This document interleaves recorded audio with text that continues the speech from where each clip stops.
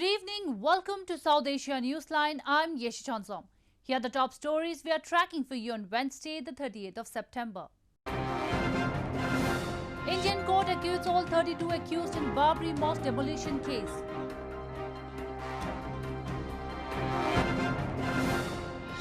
Activist rebukes Pakistan, China over illegal construction of dams in Pakistan-administered Kashmir. And US envoy Khalilzad heads to Doha, says progress in intra-Afghan talks expected. And now for all the details. Almost 28 years after the Babri Mosque demolition, an Indian court on Wednesday acquitted all 32 accused individuals in the case. The court said the demolition was not pre-planned and ruled out the conspiracy theories in the December 1992 incident, in which the Mughal-era monument was razed to ground by a mob of religious volunteers. A special CBI Central Bureau of Investigation court in India's northern Lucknow city acquitted all accused in the Babri Mosque demolition case. The court ruled that the CBI had not been able to establish that there was conspiracy theories in the December 1992 incident, in which the Mughal-era monument was razed to ground by a mob of religious volunteers. The demolition was not pre-planned, but a spontaneous act primarily carried out by mischievous elements, the court said. Veteran leaders of India's ruling Bharatiya Janata Party, L.K. Advani, Murli Manohar Joshi and Uma Bharti were among the 32 accused acquitted in the case. Soon after the verdict, political reactions started flooding in, with BJP leaders hailing it.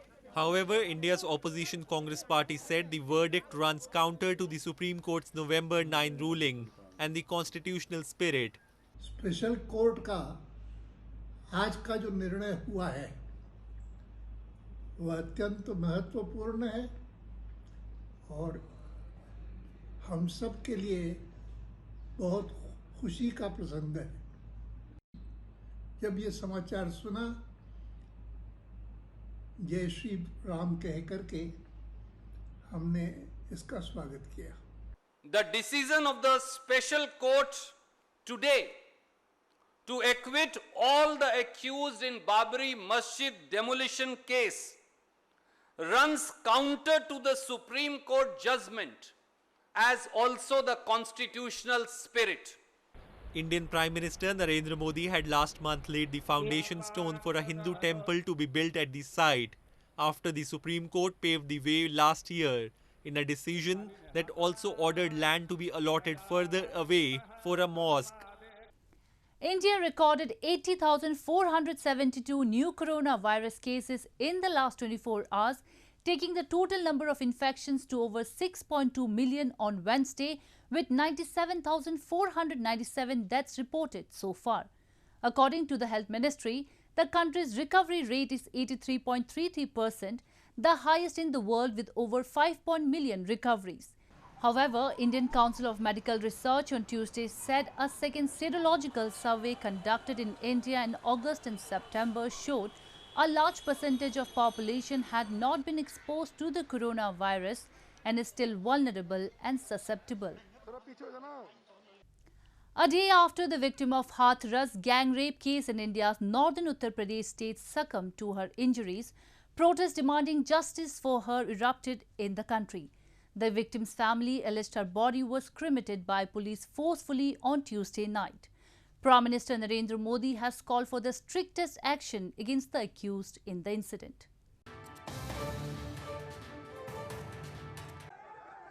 Protest in India's northern Uttar Pradesh state erupted on Wednesday morning after local police in Hathras city allegedly cremated a gang rape victim's body without her family's consent on Tuesday night. The victim, who died in capital New Delhi's Safdarjung Hospital on Tuesday, had suffered multiple fractures, paralysis and a gash in her tongue in the horrific assault. She was cremated by policemen forcefully on Tuesday night, allegedly as her family and relatives were locked up in their homes. Police has denied the allegations. तब मेरी ओम प्रकाश जी से और इनके जो बेटे हैं उनसे बात हुई थी और उन्होंने सहमति दी थी कि रात को अंतिम संस्कार कर दिया जाए। उसके बाद जब यहाँ पर आया तो जो शव वाहन था उसके आगे लगभग 4-5 महिलाएं लेट गई थी और मैं तुरंत से, क्योंकि मैं यहीं पे था 200-300 मीटर की दूरी पे, मैं तुरंत से आया और 10-15 मिनट हमारी बात हुई। उसके बाद सब वाहन को इनके घर पे लाया और लगभग 1-1.25 घंटे वहाँ पे खड़ा रहा और उसके बाद इन्हीं की सहमति से उसका अंतिम संस्कार किया गया है। Meanwhile, Indian Prime Minister Narendra Modi has called for the strictest action against the accused in the incident. Chief Minister Yogi Adityanath informed in a tweet on Wednesday. Adityanath asserted a 3-member panel has been set up to investigate the case, which will submit a report in the next 7 days. He has also asked for the trial to be conducted in a fast-track court. Local police in Uttar Pradesh is under scrutiny over alleged lapses throughout the case. Family of the victim alleged the police initially registered an attempted to murder case on September 14, the date of the crime, but added rape charges only after the woman's formal statement. Moving on, a political activist lambasted Pakistan and China for illegally constructing mega dams in the occupied territory of Pakistan-administered Kashmir while speaking during the UNHRC session in Geneva this week. He highlighted rampant destruction of natural resources and exploitation of common public through so-called development projects in the region. Political activist Nasir Aziz Khan lambasted Pakistan and China at the 45th session of UN Human Rights Council in Geneva this week for illegally constructing mega dams in the occupied territory of Pakistan-administered Kashmir.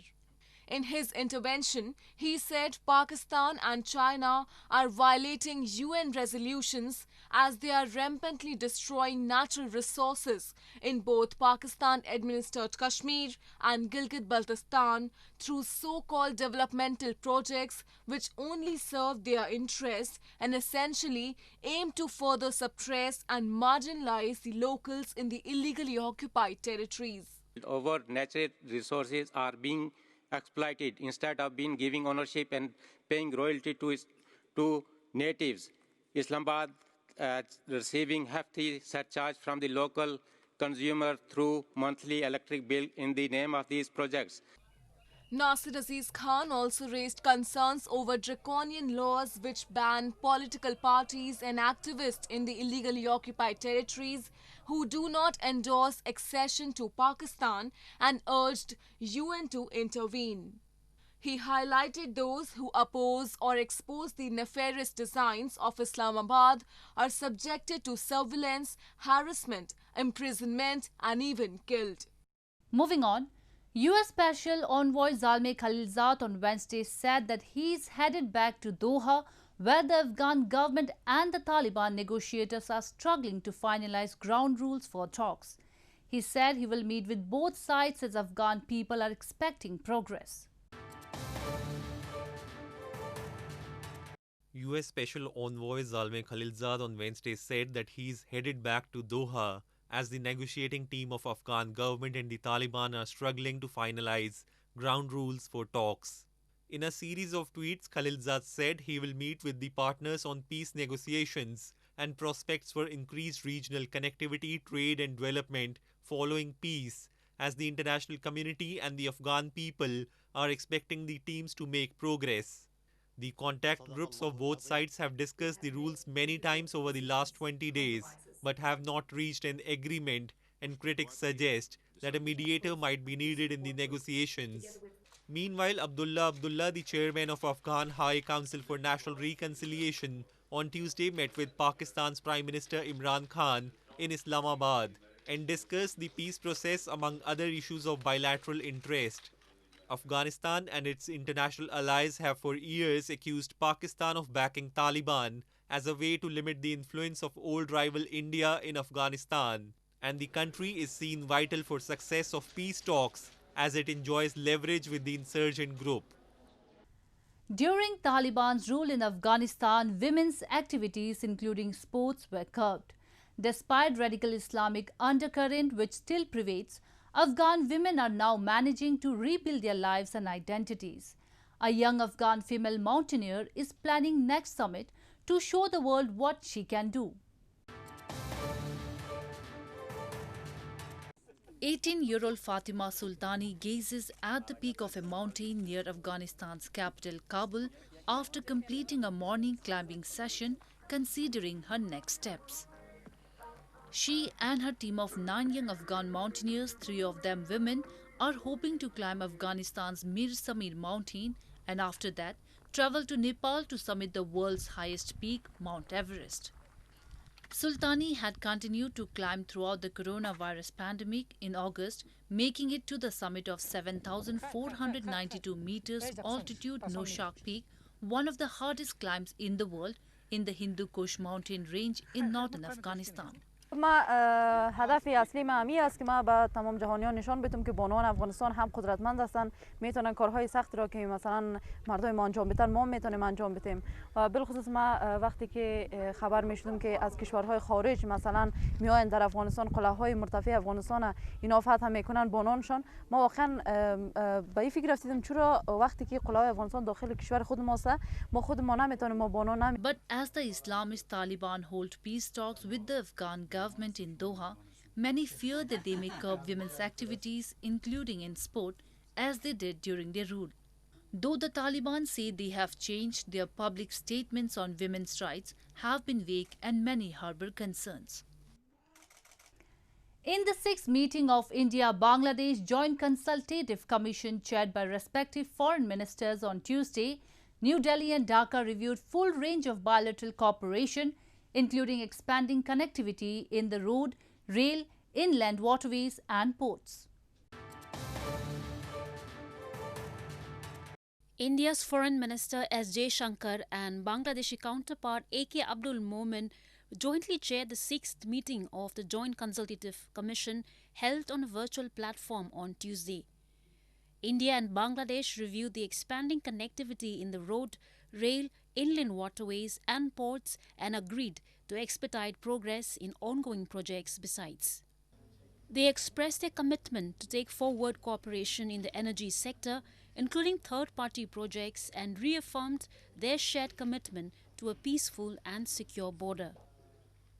Jaishankar announced that India will release a commemorative stamp on 16th December this year on the birth centenary of Bangabandhu, Bangladesh's founding leader. He also announced the setting up of Bangabandhu Babu Digital Museum to commemorate the 150 years of Indian freedom fighter Mahatma Gandhi and the historic Mujib Barsho. Reiterating India's commitment to prioritize the supply of COVID-19 vaccines, Jaishankar emphasized the importance of Bangladesh in India's neighborhood first policy. The early return to normalcy in trade and travel affected by COVID-19 was discussed. Moving on to news from Nepal. Nepal has reopened some schools amid the coronavirus pandemic, keeping in mind the health safety protocols of wearing masks and maintaining social distance. The new academic session in Nepal, which usually starts from May or June, got delayed by months due to the pandemic. Amid the COVID-19 pandemic and strict guidelines to curb the spread of the deadly virus, the playgrounds in Nepal schools are now seen with youngsters donning masks and sustaining social distance as authorities have allowed few schools to reopen. New educational session, which often begins from May or June in Nepal, was delayed by months this year because of the pandemic. खुसी लागिरहेको छ अब पढाइहरु continue गर्न पायो पहिला त continue नि गर्न पाथेन एसी नि हुन्छ कि हुँदैन भन्ने टेन्सन नि भइराथ्यो अब कन्टिन्यू गर्न पायो. Meanwhile, authorities amid the surge in coronavirus cases across the Himalayan nation have enforced odd-even rules for vehicles to contain the infection spread. However, traffic volume in Kathmandu Valley has increased with the arrival of the annual Dashain festival. In Nepal, as of Wednesday, around 76,250 cases of the novel coronavirus were confirmed, and at least 20,396 people had lost their lives due to the infection. Well, that's all we have for you from South Asia this evening. Now our viewers can watch the show on SouthAsiaNewsline.com. You can also visit us on Facebook.com/AsAsiaNewsline and follow us on Twitter @AsAsiaNewsline. That's all in tonight's edition. We will see you same time tomorrow. Good night.